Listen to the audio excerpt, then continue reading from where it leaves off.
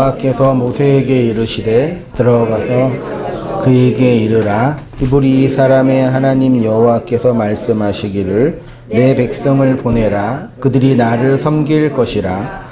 내가 만일 보내기를 거절하고 억지로 잡아두면 여호와의 손이 들에 있는 내 가축 곧 말과 나귀와 낙타와 소와 양에게 더하리니 심한 돌림병이 있을 것이며 여호와가 이스라엘의 가축과 애굽의 가축을 구별하리니 이스라엘 자손에게 속한 것은 하나도 죽지 아니하리라 하셨다 하라 하시고 여호와께서 기한 경을 정하여 이르시되 여호와가 내일 이 땅에서 이 일을 행하리라 하시더니 이튿날 여호와께서 이 일을 행하시니 애굽의 모든 가축은 죽었으나 이스라엘 자손의 가축은 하나도 죽지 아니하인지라. 바로가 사람을 보내어 본즉 이스라엘 가축은 하나도 죽지 아니하였더라. 그러나 바로의 마음이 완강하여 백성을 보내지 아니하니라. 아멘.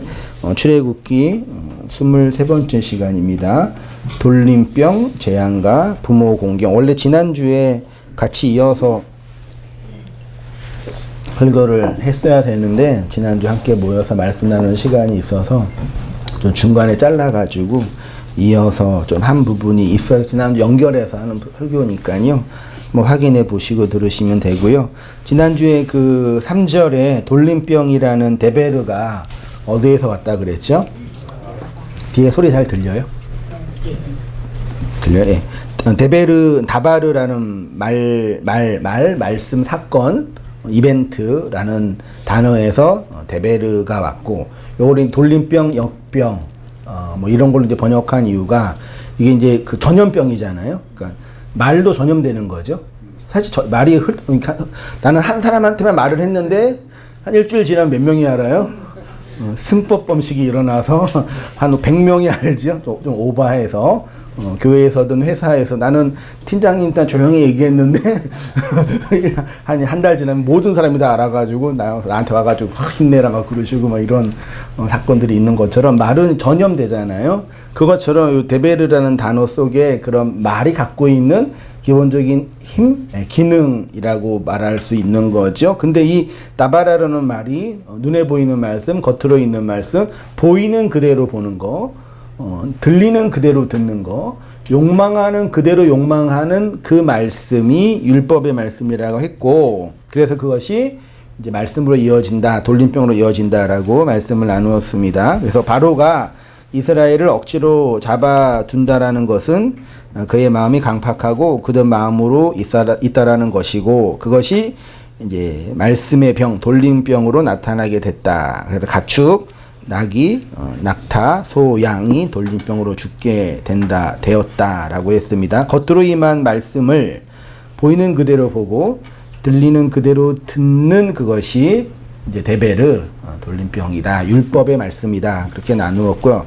이 5번째 재앙이 뭘로 연결되겠어요? 5번째 계명, 5번째 말씀으로 연결되니까 10계명의 5번째 말씀이 우리가 흔히 알고 있는 것처럼 부모 공경의 말씀이 있잖아요. 20장, 출애굽기 20장 12절 같이 보겠습니다. 시작. 내 부모를 공경하라. 그리하면 내 하나님 여호와가 길리라. 이게 어떤 의미에서는 우리 모두가 쉽게 많이 알고 있는 말씀이라고 생각하죠. 주일학교에서부터 십계명을 가르치고 배우는 말씀이지만 알고 있지만 충분히 알고 있지 않고 알고 있으면서도 까먹고 혹은 오해하고 오독한 부분이 많이 있잖아요. 그래서 부모 공경과 돌림병이 어떻게 같은 말씀이 될 수 있느냐라고 한번 성경과 원어를 통해서 공부해 봤는데, 성경에서 부모가 상징하는 게 뭐냐라고 할 때 이 결론은 뭐예요? 부는 아버지고 모는 한자로는 부모고 원어로는 부는 아부고 모는 맴이라는 말씀이잖아요. 그러니까 아버지, 아버지의 집, 아버지의 성전, 하나님의 성전, 맴은 하나님의 맴. 말씀이 원어적인 의미고 우리는 그 이미 알고 있고, 그렇지만 기존 교회 기존 교회라 말하면 좀 배타적이지만 보편 기독교 문명이 이 5계명을 어떻게 받아들이고 이해하고 있으며 그것이 왜 전 세계 지구적으로 기본적인 도구마가 됐는지 잠깐 제가 사전도 찾아보고 챗 GPT한테 물어보면서 한번 이렇게 대화를 하면서 걔랑 토론을 해봤거든요. 그래서 이렇게 한번 그 보편 기독교 문명에서 이 5계명 부모 공경의 계명을 어떻게 받아들이고 도구마가 됐는지를 방대하지만 제가 간단하게 정리해 봤는데요. 카톨릭, 대표적인 거 카톨릭, 웨슬리안이 뭐죠? 감리교, 칼빈은 장로교, 다 여기서 나온 거예요. 그래서 카톨릭은 어떻게 정리했냐면 이 말씀을 교도권과 자연법 그리고 자연신학을 중심으로 가르친대요. 이해되시나요? 그들은 부모 공경을 자연법과 계시가 만나는 계명으로 이해합니다. 가정은 작은 교회이며 부모 공경은 사랑의 질서 안에서 실천되는 것이라고 가르친대요. 가톨릭 교리서에는 부모 공경은 존경, 순종, 감사, 부양을 포함하며 성인이 된 이후에는 순종의 형태가 존중과 책임으로 전환이 된다고 합니다. 여기서 확장하여 부모는 가족 전체, 더 나아가 국가와 사회와 합법적인 권위까지 포함한대. 그러니까 카톨릭은 부모를 육체적인 부모로 보고 확장하여 뭘로 봐요? 이 사회도 부모고 국가도 부모고 그리고 더 말하고 싶은 건 뭐가 부모예요? 카톨릭이라는 교회가 너희들의 부모다라고 교리화한 거죠. 그래서 이제 하나님이 아버지면 누가 어머니예요? 마리아가 어머니, 하나님 어머니잖아요. 그래서 아버지랑 별로 친하지 않으면 아버지랑 관계가 안 좋으면 누구를 통해서 아버지랑 관계를 좀 회복해요? 좀 부드러운 엄마를 통해서 좀 관계를 회복한다는 그런 기본적인 인간관계를 그대로 적용한 데가 카톨릭이에요. 성모 숭배가 그래서 나온 교리죠. 그럴듯하죠. 그럴듯한 어떤 교리적 정황이 나와요. 그래서 이제 카톨릭 교회는 되게 보수적인 단체니까 그런 어떤 보수적인 집단 이런 것들 되게 중요하게 여기는 그런 교회죠. 웨슬리는 이렇게 이제 웨슬리안이 어떤 교단인지 아시죠? 개신교에서 성화와 성결과 영성을 강조하기 위해서 나온 데가 말하자면 웨슬리안이잖아요. 거기는 성화와 사랑의 실천을 부모 공경의 교리로 받아들여요. 부모 공경은 성도의 성화의 과정에서 나타나는 사랑의 실천의 계명이다. 그러니까 부모 공경은 단순히 도덕적인 차원이 아니라 그 공경을 통해서 내가 어떻게 되는 거예요? 거룩하게 하나님을 닮아가는 그런 성도가 된다. 그렇죠? 부모와의 관계가 깨어져서 상처받은 아이들이 그런 부모를 사랑하면서 누구의 사랑을 배우는 거예요? 이런 식의 이제 가르침이 웨슬리안의 가르침이라고 해요. 그래서 예수님이 말씀하신 이웃사랑의 가장 기초적인 것이 누구 공경이에요? 부모를 공경하는 거다. 그래서 부모 공경은 행위로 드러나는 은혜이며 부모와의 관계는 성품 성숙의 시험대다. 이렇게 이제 말을 한대요. 칼빈은 기독교 강요에서 5계명을 강론할 때 이렇게 설명을 했답니다. 인간 사회 질서를 세우는 첫 관문으로 가르칩니다. 이 계명을 단순히 효도 규범이 아니라 하나님이 세우신 모든 합법적 권위에 대한 신앙의 영역이라고 봐요. 누구랑 비슷해요? 하나님이 세우신 가장 큰 권위의 집합체가 어디예요? 카톨릭의 입장에서는 교회잖아요. 고대는 교회였고 그 신정일치가 분리가 되면서 또 어디도 하나님이 세우신 합법적 기관이에요? 국가도 사회도 칼빈도 그 틀 안에서 크게 이 5계명을 해석할 때는 벗어나지 않아요. 그래서 칼빈이 하나님 아버지로서의 뿐만 아니라 어머니로서의 기능을 누가 한다 그래요? 칼빈은 교회가 한다 그래요. 그래서 되게 아이러니하게도 칼빈에게 있어서 교회는 그 가톨릭의 교회론과 그 신학적인 측면에서는 크게 벗어나지 않아요. 그리고 교회의 권위를 되게 중요하게 여긴, 그래서 칼빈이 목회했던 제네바나 이런 데에서 주일날 그 제네바 시민들이 예배드리러 안 오면은 어떻게 했는지 아세요? 감독관을 세워서, 요즘에 근로 감독관이 있어서 그 근로자들에게 권위를 지켜주기 위해서 하는 것처럼 교회 감독관이 있어가지고 예배 안 드려서 집에서 놀고 있는 애들 뭐예요? 머리채 잡고 데리고 와서 예배 드리게 하고, 몽둥이로 예배 안 드리면 때리고, 예배 드릴 때 조는 분 계시면 막대기로 해가지고 일어나세요 그러고, 그렇게 했어요 교회에서요. 그리고 말 안 들으면 막 감옥 보내고. 교회 지하에 감옥이 있거든요. 웃기시죠? 500년 전에 그랬어요. 카톨릭에서 나온 칼빈도. 그래서 그렇게 이제 이 교회라는 것은 하나님이 정해준 합법적인 기관이고, 그래서 교회에 순종한다는 건 누구에 순종한다는 얘기예요? 이러시면 안 되시지. 교회에 순종한다는 얘기는 누구에 순종한다는 얘기예요? 목회자에게 순종하는 거다. 그래서 목회자, 부모, 교회, 국가 이거를 같이 보는 거죠. 5계명을 확장한 거예요. 그렇게 이제 그래서 하나님이 위임하신 권위에 대한 순종으로, 부모 공경으로, 여러분이 부모를 공경하는 것처럼 누구를 공경해야 돼요? 목회자를. 아니 가르치잖아요, 그죠? 부모를 공경하는 것처럼 이 국가의 원수, 국가의 정치인도 누가 세우는 거예요? 하나님이 세우시니까 교회는 위정자를 위해서 뭐 해야 돼요? 기도해야 되니 지금 하나님이 세우신 우리 이재명 대통령을 위해서 열심히 기도해야 된다고 가르치는 목사보다 이거는 나쁜 사람이니까 뭐 이런 얘기 나오는 게 이런 틀에서 이제 나온 거예요. 그래서 부모에게 순종하는 것은 곧 누구에게 순종이에요? 하나님께 순종하는 거다. 다시 말해서 부모 공경은 인간관계의 윤리가 아니라 하나님을 어떻게 대하느냐를 드러내는 신앙의 시험대래요.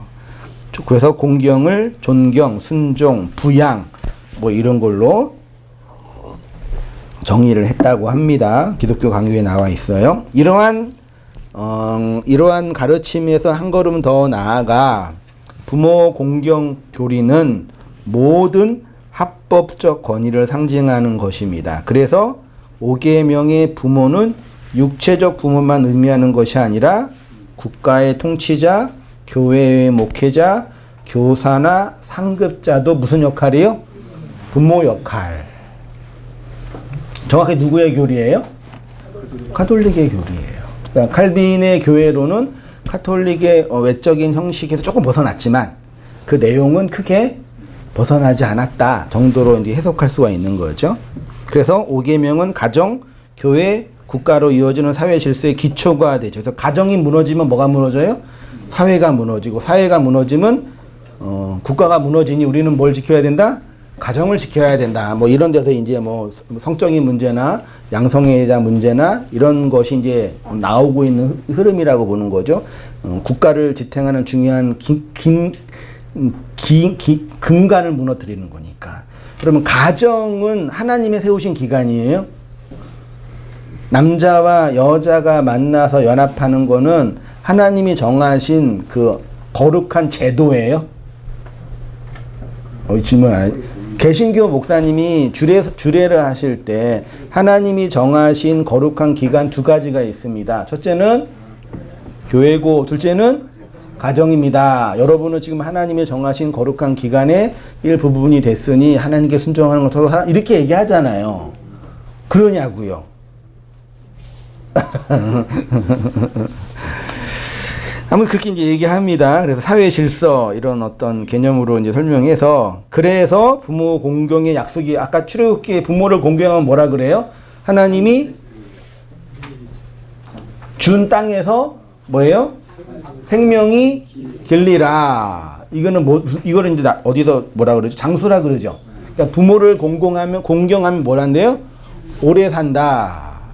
그러니까 육체적인 부모, 사회, 국가 이런 시민으로서의 생활을 잘하면 그 단체나 그 기관이 잘 유지된다. 이렇게 이제 해석을 하는 거죠. 이게 전통적인 해석이에요. 맞아요, 틀려요? 자, 이런 해석이 상징적인 해석이에요? 성경적인 해석이에요? 자, 부모가 국가라고 누가 정해줬어요? 부모라는 그 기호가 의미하는 게 여러 개가 있는데 그 중에 하나가 국가하고 교회예요. 누가 정한 거예요? 하나님이 정한 거라고요? 해석을 한 거잖아요. 해석을 한 거잖아요. 이해되시죠? 지네들은 그렇게 해석하면서 성경에 해석하는 걸 왜 이상하게 본지 모르겠어요. 자꾸 지네들 죄송한데. 그래서 이렇게 하다가 한국교회 대표적이라고 말하면 좀 대중적인 설교가들의 설교의 내용을 이렇게 정리를 해보니까 이렇게 얘기했어요. 첫 번째는 이렇게 말합니다. 부모 공경은 신앙의 뿌리입니다. 그래서 가정에서 실패한 신앙은 공적인 영역에서도 무너집니다. 따라서 부모를 공경하지 않는 신앙은 하나님을 공경한다고 말할 자격이 없습니다. 누가 말했을까요? 대표적인 목사, 옥하는 목사에게 얘기했대요. 2번 누군지 한번 알아맞혀 보세요. 또한 어떤 목사님은 부모 공경은 존재의 기원을 기억하는 행위라고 합니다. 좀 문장이 좀 철학적이죠. 그래서 공경을 잘 해주라가 아니라 부모입니다. 무게를 인정하는 것이라고 합니다. 공경이란 부모를 기쁘게 하라는 말이 아니라 그의 존재를 가볍게 만들지 말라는 뜻이라고 합니다. 누굴까요? 그 백준영 기점교회 이재철 목사님이 이렇게 얘기했대요. 3번은 잘 알 수 있는 목사님이에요. 어떤 목사는 부모 공경은 복의 통로라고 합니다. 그래서 부모를 공경하면 하나님이 책임지신다고 합니다. 누굴까요? 에? 조윤기 목사님은 아니에요. 김삼아 목사님. 비슷한 분들이죠? 어쩜 이렇게 잘 분석이 되는지 모르겠어요. 문장 하나만 보더라도. 4번은 누군지 보세요. 또한 어떤 목사님은 부모 공경은 예수와 동행하는 삶의 열매라고 합니다. 멋있죠? 그래서 억지로 효도하는 것이 아니라 내 마음의 변화가 먼저 있어야 된다고 합니다. 주님과 동행하면 가장 먼저 바뀌는 관계가 부모와의 관계라고 합니다. 비슷해요. 유기성 목사님. 이분 영성 이런 거 강조하는 분이거든요. 내면의 변화. 그러니까 이게 캐릭터가 다 있는 거야 이렇게요. 근데 자세히 보면은 그런 이 가톨릭이나 웨슬리안이나 이 칼빈의 해석의 범주에서 크게 벗어나지 않아요. 다 그 범주 안에 있어요. 그러니까 어떤 의미에서 우리 개신교는 가톨릭의 범주 안에서 벗어나지 못하고 있어요. 그래서 가톨릭이 제일 센 거예요, 사실은요. 신학적으로도 그렇고 금전적으로도 그렇고. 거기는 중앙 집권이니까 가톨릭의 모든 재산은 누구 거예요? 그 로마 가톨릭 거잖아요. 한국은 잘 모르겠어요. 제가 그건 잘 모르니까. 근데 개신교의 모든 재산은 누구 거예요? 개신교를 모르시네? 당회 거예요. 우리는 당회가 없으니까. 그 당회. 담임 목사와 장로의 모임. 거기에서 모든 의사결정이 일어나잖아요. 그러니까 그 틀 안에서 크게 벗어나니까 행정적으로든 신학적으로든 그래요.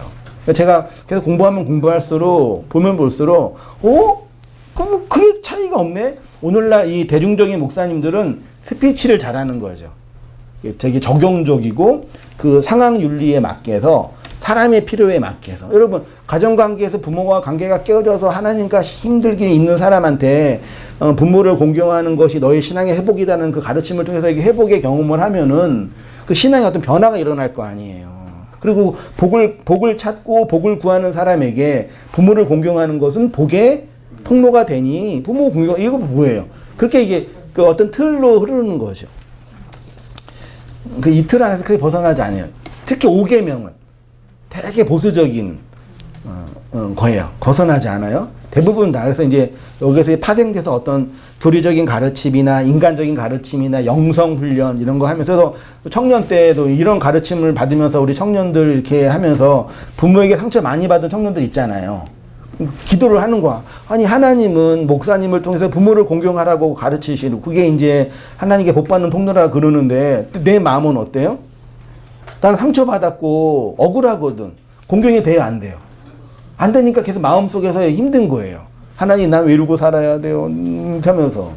이렇게 이제 얘기되는 거죠. 뭐 그런 과정들이 필요할 수도 있겠죠. 이게 이제 보편 전 세계적으로 기독교 문명이 가르치고 있는 그 부모 공경 교리고, 재미있게도 유교에서 대학인가 거기에서 뭐라 그래요? 수신제가 그렇죠. 나를 잘 돌보고 가정을 잘 돌봐야지만 나라를 잘 돌본다 이거잖아요. 비슷한 원리이죠. 원리 속에 있는 거죠. 다시 본문 보시면 내 부모를 공경하라. 그리하면 내 하나님 여호와가 내게 준 땅에서 생명이 길리라. 3페이지로 보세요. 부모 공경. 부모라는 문자, 한자의 아비부, 어미모라는 문자뿐만 아니라 언어에 아부와 맴이 의미하는 그 문자, 그 기호의 의미가 뭐냐라고 할 때 일단 언어적으로 보면 아부는 알레프와 베이트고 맴은 알레프와 맴으로 되어 있는 단어잖아요. 히브리어의 알레프는 동사가 될 때 뜻이 뭐라고요? 배우는 거예요. 히브리어의 맨 처음의 단어가 알레프고 그것이 동사로 작용할 때는 배우는 거예요. 그럼 누굴 배우는 거예요? 하나님을 배우는 거죠. 하나님만 배우면 돼요? 안 돼요? 안 되죠. 또 누굴 배워야 돼요? 자연을 배워요? 나를 배워야죠. 나됨이 어떠한 과정과 통로를 통해서 됐는지를 배워야 돼요. 나를 알지 못하고서는 하나님을 알지 못하고, 하나님을 알지 못하고서는 나를 알지 못한다고 그래서 칼빈이 얘기한 거예요. 기독교 강요에서. 그러니까 하나님이라는 어떤 대상을 알아가는 과정 속에서 나에게 나타난 하나님의 사역들을 알면서 내가 어떠한 나인지를 알아가는 거죠. 이게 너무 어렵죠. 여러분 자신을 알면 알수록 어떠세요? 저는 제 자신을 알아가면 알아갈수록 깊은 수렁에 빠져요. 그 깊은 수렁에서 건진다고 다윗이 고백한 이유가 아마 그게 아닐까. 어떻게 이렇게 끝도 없이 깊을까? 나라는 존재, 내가 뭐 깊은 죄를 범하고 나쁜 행동 이게 아니라 존재적 나를 볼 때는 그렇다고요. 하나님에 의해서 비춰진 나를 볼 때는요. 그래서 알레프가 이게 배우는 건데, 요게 이제 명사가 될 때는 혹은 구원의 뿔, 그 성소의 뿔이 있죠? 뿔, 제단의 뿔, 황소, 요게 이제 알레프고, 숫자로는 뭐예요? 1, 혹은 1000, 1, 100, 1000 같은 거니까 1000 이런 의미가 알레프에 있다고 하잖아요. 그리고 베이트는 성전, 전치사 어디 안으로, 동사 안으로 들어가다, 성전 안으로 들어가다, 집, 뭐 그런 뜻이라고 하죠. 그게 아부예요. 그래서 단어적으로 파자를 하면 하나님의 집이 아부고, 하나님을 성전으로 배우는 게 아부고, 소로 하나님을 배우는 게 아부라는 단어고, 그걸 우리는 아버지라고 읽는 거예요. 그러면 아버지라는 문자 기호 안에 육체의 아버지뿐만 아니라 육체의 아버지를 통해서 하나님이 설명해 준 아버지의 내용이 있는 거죠. 됐죠? 맴은 뭐예요? 뭐죠? 어머니. 그러니까 알레프와 맴이 있으니까 맴은 네모난 거잖아요. 이게 말씀, 젖, 우물, 물 되니까 하나님의 말씀, 하나님의 우물, 뭐 이렇게 이제 직역할 수가 있습니다. 그러니까 부모를 공경할 때 부는 하나님의 아버지 되심을 설명하는 기호이고, 모는 하나님의 뭐 되심을요? 어머니 되심을 설명하는 기호예요. 하나님은 남자예요, 여자예요? 말이 안 되죠. 하나님을 아버지라 그래야 돼요? 하나님을 어머니라 그래야 돼요? 하나님을 어머니라 그러면은 그 안상홍 씨가 그런가요? 하나님 어머니교 있죠? 그래서 이단이라 그러는데, 하나님 속에 그 모성이 있어요, 없어요? 하나님이라는 존재를 볼 때 부성이 강해요, 모성이 강해요? 우리가 경험할 때는 부성이 강해요? 가부장적인 태도예요? 뭐가 더 강하다라고 말할 수 없는데, 우리는 워낙 가부장적인 세상 속에 있어가지고, 원래 하나님 안에 여성성과 남성성, 부성과 모성이 같이 존재하는 걸 알아야죠. 근데 이 단은 한 가지의 단어만 가지고 가서 걔네가 그것들을 소유하는 게 이단이라 그랬으니까, 그 하나님 안에, 그래서 하나님 어머니는 맞아요, 틀려요? 맞는데 요즘은 틀리라 그래야 되죠. 하도 그런 분들이 많아서. 신천지라는 단어가 얼마나 좋아요. 신천지, 새 천과 땅, 새하늘과 새 땅이잖아요. 그 얼마나 좋아요. 근데 신천지라 그러면 요즘에 분위기가 안 좋잖아요. 똑같은 구원 얼마나 좋아요. 구원파 그러면 벌써 느낌이 안 좋아지잖아요. 안식 얼마나 좋아요. 그렇죠? 안식교 하면은 이 느낌이 안 좋잖아요. 그래서 어떤 분이 저한테 뭐 안식교가 이단입니까? 뭐 구원파가 이단입니까? 물어보는데 어떻게 대답해야 할지 모르겠어요. 이단이라 그래야 될지 아니라 그래야 될지 어떻게 설명해야 할지 해서 아무 대답도 안 하고 있는데 그런 거죠. 하나님 어머니교가 이단이죠. 네. 근데 제가 하나님은 어머님이라 그러면 뭐예요? 저거 뭐가 돼요? 말을 못 하겠어요. 그래서 지금. 맴은 그래서 맴은 이제 우물, 물, 숫자로 40이에요.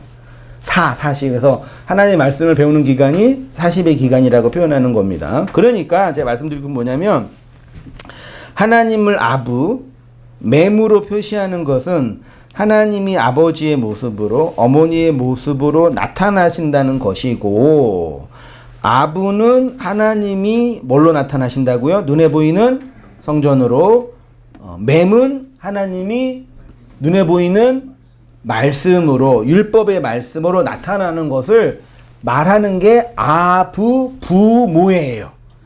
그 부모를 뭐 하라고요? 공경하라는 얘기, 카바드라는 단어거든요.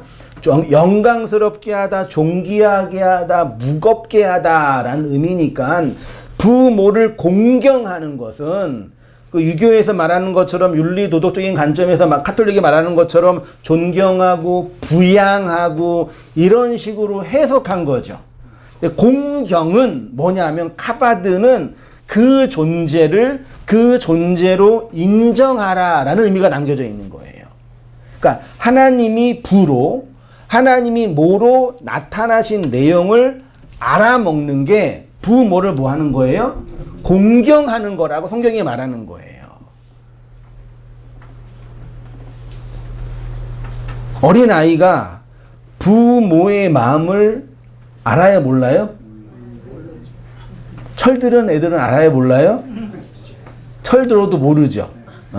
그렇잖아요? 근데 어린아이가, 우리 애기가 언제 부모의 마음, 부모가, 그러니까 사랑하다, 존경하다가 아니라, 아, 부모가, 우리 부모님이 이런 마음이셨구나, 우리 엄마가 이랬구나, 우리 아빠가 이런 마음이구나 알아먹을 때가 언제예요? 그게 부모를 뭐 하는 거라고요? 공경하는 거라, 성경이 말하느냐. 됐죠? 그러면 하나님 관점, 우리가 하나님을 아버지로, 하나님을 어머니로 알아먹는다는 얘기는 하나님의 부성과 하나님의 모성을 담아 뭘 낳은 자로? 아들을 낳은 자로 있으면 그게 부모를 뭐예요? 공경하라는 얘기예요. 그래서 하나님의 아부를 담는 아들로 나타난 그 구약의 인물이 누구예요? 아브라함으로 있는 거고, 아브라함이 인생을 쭉 살면서 누구를 낳아요? 아들을 낳잖아요. 이삭이란 육체의 아들도 낳지만 나중에는 모리아산을 통해서 진짜 영의 아들을 낳잖아요. 그때 그 아들을 통해서 하나님 아버지의 마음이 이 마음이라고 알아먹을 때 부모를 뭐 하는 거예요? 공경한다라고 해석하는 거예요. 됐죠? 여러분 부모님 공경하세요? 공경할 부모님이 안 계시죠? 다 이제 가셨잖아요. 그래서 그렇게 이제 말하고 있는 내용입니다. 창세기 2장 23절 24절 본문 보이시 같이 읽어보겠습니다. 시작. 아담이 가로되 이는 내 뼈 중에 뼈요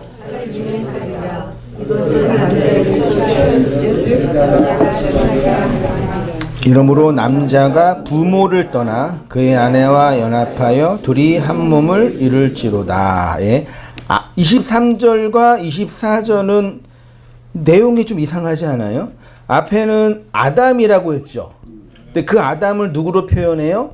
남자라고. 근데 아담이 남자예요? 맞지요? 그쵸? 근데 여기에서 이 남자는 아담을 말하고 싶은 걸까요? 아니에요. 아담은 이쉬예요. 씨를 가진 존재. 여자는 이샤예요. 씨를 담는 존재. 그 씨를 담는 남성과 여성, 그 자칼과 네케브라는 개념과 좀 다른 건데, 이 둘이 하나가, 그러니까 둘이지만 하나가 될 때 생명이 되는 거잖아요. 그러니까 남자가 이씨로 씨를 가진 존재고, 여자는 씨를 담는 존재인데, 요거 개별적인 존재로는 생명이 아니에요. 그쵸? 이게 뭐 할 때만? 연합될 때만 하나가 되는 이야기란 말이에요. 이거를 하나님과 우리의 관계로 볼 때 이 얘기예요. 하나님은 하나님으로 완전한 존재죠. 그분의 전지성과 절대성을 인정할 때는 완전한 존재죠. 근데 그 하나님이 그 하나님으로 완전하게 존재하는 것으로는 그 하나님이 만족을 해요, 안 해요? 잘 이해하셔야 돼요. 안 하셔가지고 당신의 짝으로 누굴 세우신 거예요? 교회를 부르시는 거예요. 성도를 부르시는 거예요. 그래서 하나님이 하나님으로 완전하게 존재하기 위해서 하나님의 짝으로 교회와 연합될 때 진정한 하나님성이 되는 거예요. 그렇게 정하신 거예요. 그렇지 않으셨으면 굳이 만들 필요가 있어요, 없어요? 인간이라는 존재를, 이 세상이라는 세상을 하나님이 굳이 힘들게 만들어낼 필요가 없는 거예요. 우리 입장에서는 하나님은 그 존재로 완벽하게 독립적인 존재죠. 그분은 우리가 없어도 존재에 문제가 생겨야 안 돼요. 생겨가 안 되죠.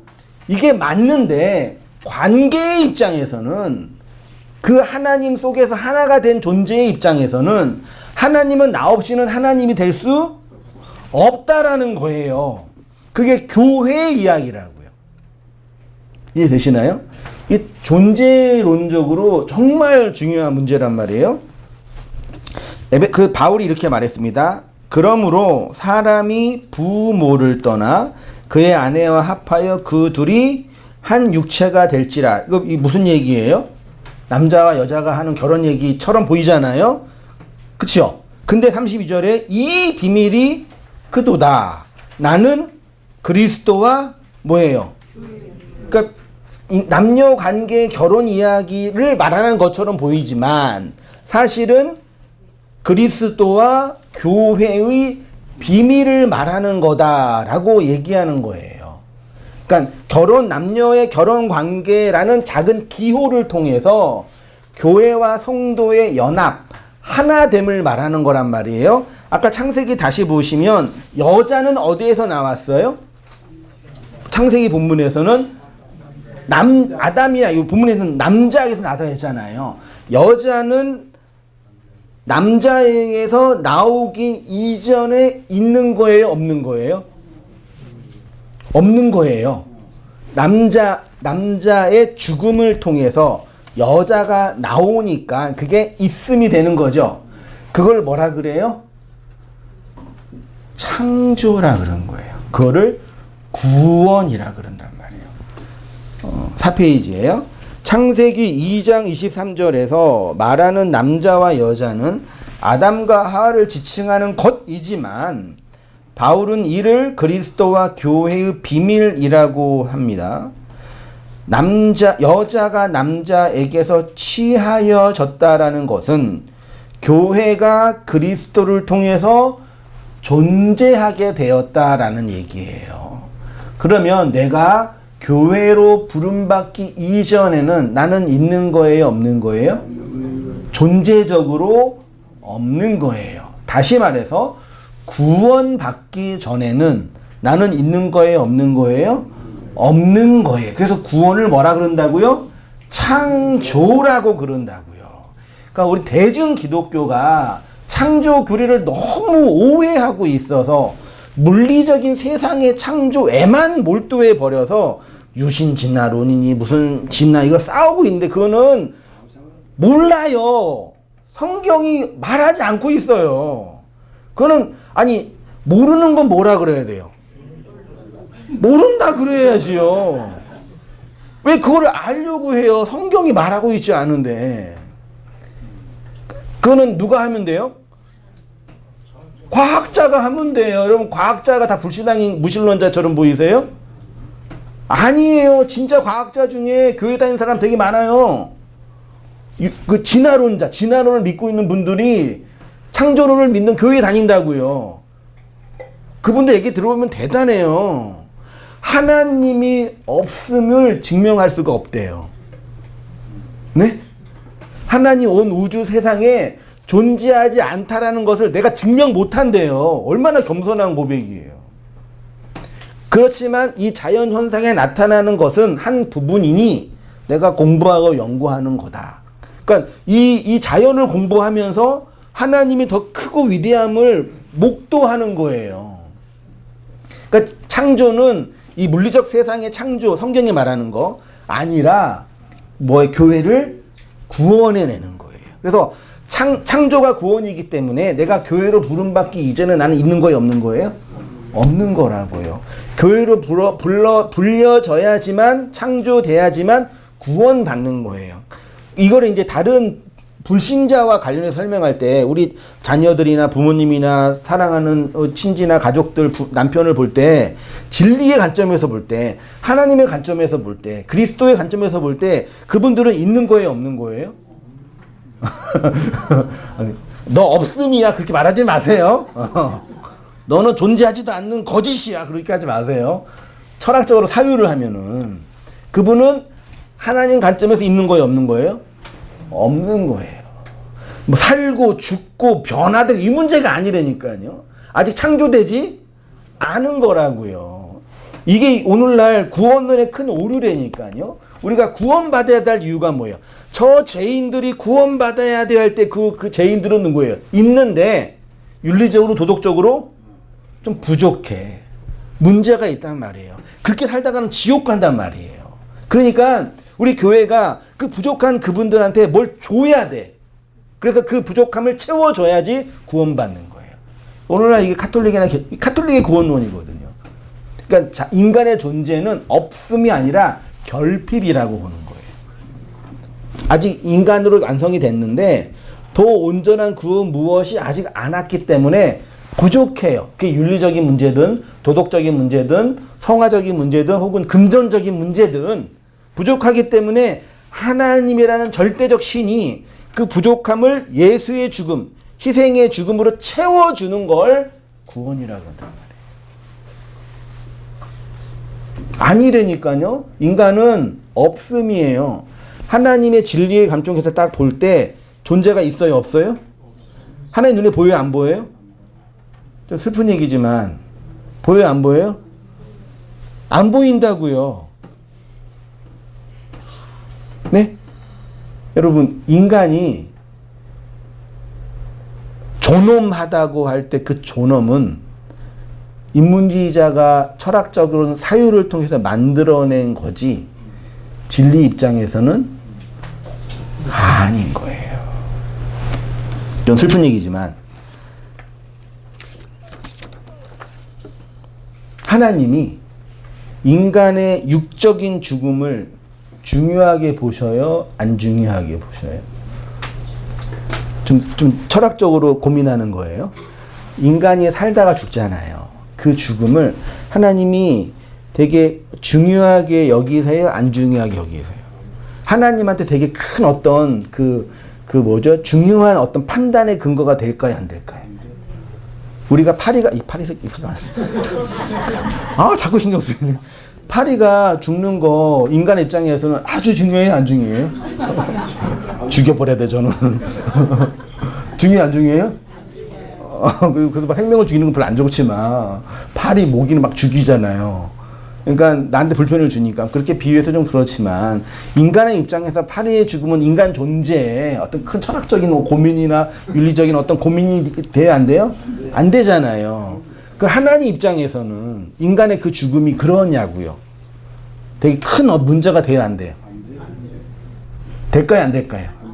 일단 이게 받아들이고 안 받아들이건 그 다음 문제고 철학적으로 고민을 하는 거예요. 돼요, 안 돼요? 그게 되면은 이 세상에 사람들이 무참하게 죽어가는 현실은 다 누구 문제예요? 하나님 문제예요. 그래서 신앙 없는 사람들이 그런 불합리한 세상의 인간의 죽음을 보면서 뭐라 그래요? 어떻게 하나님이 살아계시고 면서 이렇게 이 세상 사람이 죽는 걸 내버려 두냐? 당신 살아있는 거 맞아? 이렇게 얘기하잖아요. 그분이 몰라서 그러는 거예요. 그러니까 하나님 진리의 입장에서는 아직 인간의 육적인 존재는 우리가 마치 파리를 보는 것과 더 존재, 먼지고 티끌이라 그랬잖아요. 나는 없음이라 그랬다면서요. 제 철학적인 사유가 이해되시나요? 이게 제가 개인적인 고민이라고 말한 이유가 이게 잘못 이제 적용하고 해석하면 이제 좀 위험할 수 있는 근거가 있기 때문에 조심스럽게 그러니까 일단 학문적인 고민은 그렇다는 얘기예요. 그래서 이렇게 딱 정리를 해버리니까 그동안 내가 고민되고 아파하고 해결 안 됐던 많은 문제 중에 몇 가지가 해결이 됐어요. 그래서 이 세상에 하나님이 악을 왜 허용하시냐? 왜 그 수많은 사람들이 킬링필드에서 죽어가냐? 인간성이 왜 이렇게 다 이렇게 무너지는 세상 속에 있냐? 이거는 하나님, 너네 그러면 안 되는데 니네가 죄가 많아서 그래. 야, 미안해. 이게 아니라니까요. 하나님 진리의 입장에서는 없음이에요. 그래서 그런 없음이라는 존재가 남자의 죽음, 그리스도의 죽음을 통해서 그리스도 안에서 태어나는 걸 교회됨의 구원이라 그러는 거예요. 그래서 바울이 그것을 남자 여자 얘기해 놓고 뭐라 그래요? 그리스도와 교회의 비밀. 우리 성도가 이 그리스도의 일하심을 통해서 교회로 불려진 것이 하나님에게 보여진 있음의 존재가 되고 귀한 존재로 불려진 거예요. 그래서 이네들의 구원을 위해서 할 수 있는 최선의 것은 뭐예요? 이네들이 없음이라는 존재가 어떻게 자신의 구원을 위해서 노력할 수 있어요? 그 누가 해요? 부모가 하는 거죠. 부모를 공경하여 아들을 낳은 교회가 그 없음의 존재의 구원을 위해서 살아간다라고 성경에 말하는 거예요. 그러니까 구원론을 부족한 거를 채워주고 연약한 거를 돌봐주고 이런 건 성경에 말하는 구원이 아니니까요. 그러니까 그게 기독교 윤리에서 말하면 윤리적인 차원과 도덕적인 차원에서의 어떤 그 사회적인 어떤 일이지 복음의 본질적인 일이 아닌 거예요.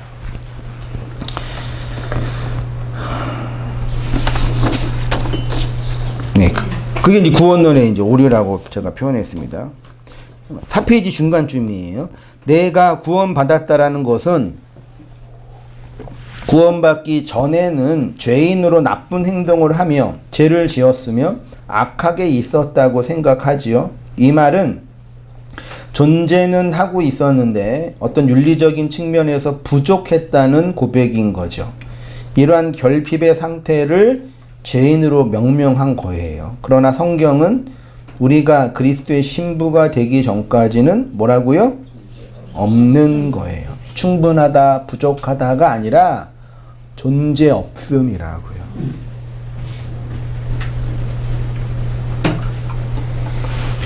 태어나지 않는 거예요. 라고 선언하는 거예요. 그래서 여기서 존재 없음이 하나님의 존재로 합일되는 그 구원의 과정에 하나님이 사용하시는 게 뭐예요? 그걸 죄라고 하는 거예요. 그러니까 어거스틴이 죄의 은혜를 설명하면서 내가 그리스도 안에서 교회로 창조될 수 있었던 것, 다시 말해 하나님의 은총을 입을 수 있었던 것은 그 죄와 그 죄를 인식하는 내가 있었기 때문에 나는 구원받을 수 있었습니다. 라고 고백하는 거예요. 죄가 아니고서는 내가 하나님으로부터 떨어져 있고 없음이고 존재하는 자가 아니라는 것을 알 수 없었다라는 것이요. 죄와 죄를 범한 자신을 통해서 하나님께로 돌이킬 수 있게 되었다. 그래서 나중에 어거스틴이 뭐예요? 오, 거룩한 나의 죄여. 그러면서 되게 은총에서 중요한 원리예요. 자, 그러니까 부모를 공경하는 것은 하나님이 성전으로 말씀으로 나에게 존재하게 하셨다라는 것을 알라는 것이고, 하나님이 아부와 맴을 통해서 말씀하시고 나를 생명으로 존재하게 하시고 구원받게 하심을 알아먹으라는 것이 부모를 뭐예요? 공경하라. 그게 약속되는 뭐예요? 첫째 계명. 그러니까 여러 계명 중에 첫째가 아니라 모든 계명을 꿰뚫는, 연결하는, 개별적인 계명을 연결하는 계명이 첫째 계명이란 뜻이에요. 그러니까 순서적으로 5계명이 5번째지만 이 부모 하나님의 어떠하심을 알아먹는 것이 모든 것의 뭐예요? 첫 번째다. 이 모든 개별적인 계명을 연결하는 계명이다라고 말하는 거예요. 그래서 에베소서 6장 2절에 내 아버지와 어머니를 공경하라. 이것은 약속 있는 첫 계명이니 이로써 내가 잘 되고 땅에서 장수한다는 얘기는 하나님이 약속하신 땅에서 영생하리라 라는 얘기겠죠. 우리 물리적 육적 생명의 그 장수가 아니라요. 하나님인 우리의 육적 생명을 당신의 가치로 진리로 보지 않으세요. 예. 그러니까 이걸 오해하면 너무 큰 오해가 되는데 그래서 막 살자 뭐 육체로 이런 개념이 아니라 진리 입장에서는 그렇다고요. 출애굽기 근데 반대되는 것도 있습니다. 21장 17절에 자기의 아버지나 어머니를 저주하는 자는 반드시 그래서 이제 부모 이거 뭐라 그러죠? 한국말이에요. 문자로요. 불효가 아니라 뭐예요? 개망난이라 그러나요? 호로 자식이라 그러나요? 호로 자식. 예. 우리 한국의 효 사상에서는 여기 뭐냐, 부모를 하나님의 그 아버지와 어머니의 되심을 모르는 사람은 이 땅에서 죽은 것이다. 죽여라 이게 아니라 그때는 그렇게 말씀했지만 죽은 것이다 라고 선언하는 거죠. 마태복음 15장 4절 이하 하나님이 이르셨으되 내 부모를 공경하라 하시고 아버지나 어머니를 비방하는 자는 반드시 죽임을, 아버지와 어머니를 비방했어요. 그러면 죽임을 당한대요. 누가 죽여요? 살해를 당한다는 얘기예요.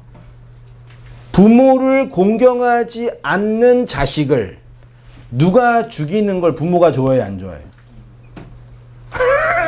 말이 되냐고요, 이게요. 내 자식이 나를 공경하지 않고 나한테 막 진짜 막말하면서 그래가지고 얘를 누가 죽여. 그 부모가 그거 보면서 아유 잘하셨어요, 최고, 나의 복수를 해주셨군요, 그러시냐고요. 말이 안 되죠. 성경이 이렇게 말하고 있잖아요. 그 말도 안 되는 일을 하라고 하는 거예요, 지금요. 실제로 하는 인간들이 있었으니까 문제는 되지만 그런 얘기 하는 거겠냐고요. 여기 죽임을 당하리라가요. 이 죽임을 있지요. 그게 헬라어로 카콜로게오래요. 단어도 어려워요. 카콜로게오. 단어죠. 비방하다, 저주하다, 뭐 그런 뜻인데, 카코스, 악, 나쁜, 거짓. 그 다음에 뭐예요? 로고스. 로고스가 뭐예요?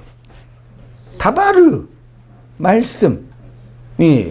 직역하면 비방하는 말, 악한 말, 거짓된 말 하는 자는 그게 죽는 거다라고 얘기하는 거예요. 그 다음에 그게 이제 저번에 비방이고 제가 잘못 얘기했어요. 비방이라는 단어가 카콜로게오고요. 보이시나요? 예. 비방이라는 거가 죽임이 텔류타오예요. 그러니까 비방은 거짓된 말, 악한 말로 말하는 거예요. 겉의 말로 말하는 게 비방이고, 죽임이 텔류타오예요. 텔류타오. 요 텔류타오가 어디서 왔겠어요? 텔레오에서 왔어요. 텔레오는 좋은 뜻이에요. 끝! 종말. 좋아요, 나빠요? 완성. 죽음. 좋아요, 나빠요? 완성. 좋아요, 나빠요? 좋은 거죠. 근데 그 완성이 뭘로요? 끝이다. 종말이다. 죽음이다. 라는 얘기예요. 그러니까 부모를 그 진리로 보지 못하면 그것이 죽음의 종결이다. 라고 말하는 거예요. 죽어있는 자, 존재하지 않는 자가 구원의 기회, 창조의 기회가 더 이상 일어나지 않게 된다. 그렇죠. 하나님의 아버지와 하나님의 어머니, 아부와 매물 그 내용으로 알지 못하면 뭐예요? 구원의 기회, 구원의 과정이 없는 거죠. 그 얘기하는 거예요. 그걸 이제 우리는 가장 1차적으로 육체적인 부모, 모두 인간관계의 기본이 부모와의 관계, 형제와의 관계, 친구와의 관계 속에서 뭐 인간 사회성이 만들어진다라는 게 기본적인 개념이고, 그 속에서 내용은 이런 의미가 담겨 있다라는 얘기죠. 그래서 정리해 보겠습니다. 비방하다라는 단어를 보면 악한 말을 하다, 거짓된 말을 하다라는 뜻입니다. 그러니까 부모로서의 하나님을 겉으로 알고 있는 그 상태가 거짓된 말을 하고 있는 것이고, 그 상태가 죽음의 상태, 죽어서 생명으로 완성되는 것이 아니라 여전히 죽음으로 있는 그 상태라고 표현하는 것입니다. 여기서 죽음을 당하리라는 것은 누군가에 의해서 살해를 당한다는 개념이 아니라 종말을 의미하는 단어라고 했어요. 누군가에 의해서 죽임을 당한다는 것은 생명이 있다는 개념인데, 육적인 죽음을 하나님이 죽여서 어떤 도덕적인 의의를 실현하는 죽음이 아닌 거죠. 그러니까 하나님이 인생의 죽음에 대해서 중요하게 여기지 않는다는 얘기를 오해하시면 안 돼요. 얘네를 죽여서 내가 무엇인가 도움이 되고 어떤 가치를 실현하는 것이 아니다라는 얘기예요. 이해되시나요? 그러니까 인간이라는 존재를 가치 없게 본다는 얘기가 아니라 하나님의 구원의 메커니즘에서 인간의 육체적인 죽음을 죽여가지고 당신의 어떤 가치를 실현하는 차원은 하나님 입장에서는 없다라는 얘기예요. 그런 의미에서 하나님은 인간의 죽음을 중요하게 여기지 않는다는 얘기죠. 내가 파리를 죽이는 거는 걔가 우리한테 뭘 주기 때문에 불편함을 주기 때문에 죽이는 거지만, 하나님은 그런 불편함이 인간에게 있어요, 없어요? 없다고요. 그런 차원이 아니라고요. 좀 더 쉽게 말하면 하나님의 유일한 관심은 뭐예요? 진리 안에서 태어난 당신의 성도이고 당신의 교회란 얘기고, 이 세상, 율법적인 세상은 그런 당신의 교회와 당신의 나라를 세우기 위한 뭐예요? 메터럴, 과정과 재료라고 보는 거예요. 그 재료로 하나님의 나라로 완성이 되는 것을 천국, 하나님의 나라 구원이라 그러고, 여전히 그렇게 있는 그 상태를 악에 빠져 있다, 없음의 상태다라고 표현하는 것인 거죠. 그런 측면에서 그리스도와의 연합으로 교회된 성도가 누리는 하나님의 하나님 되심, 하나님을 존중하고 하나님을 경배하는 것이 신앙의 첫째 되는 계명이라고 말하는 거죠.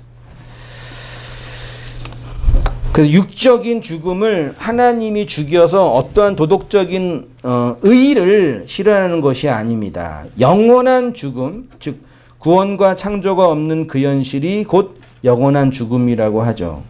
그러나 교회는 하나님의 아버지 되심과 하나님의 어머니 되심을 성경과 말씀을 통해서 깨달아 알아먹기 때문에 하나님을 뭘로요?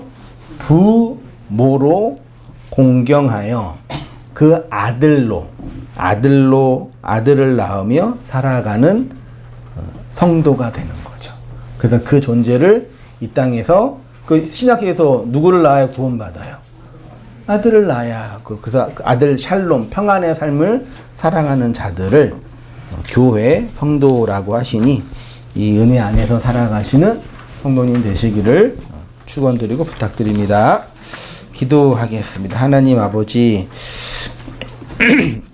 우리 인생과 삶 속에서 말씀, 선명한 말씀들을 통해서 가르치시고 보이시고 증명하시고 설복하시는 하나님의 은혜일하심들을 보게 하시고 그로 말미암아 하나님의 생명들로 불러주셨사오니 그 은혜의 말씀으로 살아가는 저희와 우리의 모든 삶의 과정들이 될 수 있도록 인도하시고 은혜를 내려주시옵소서.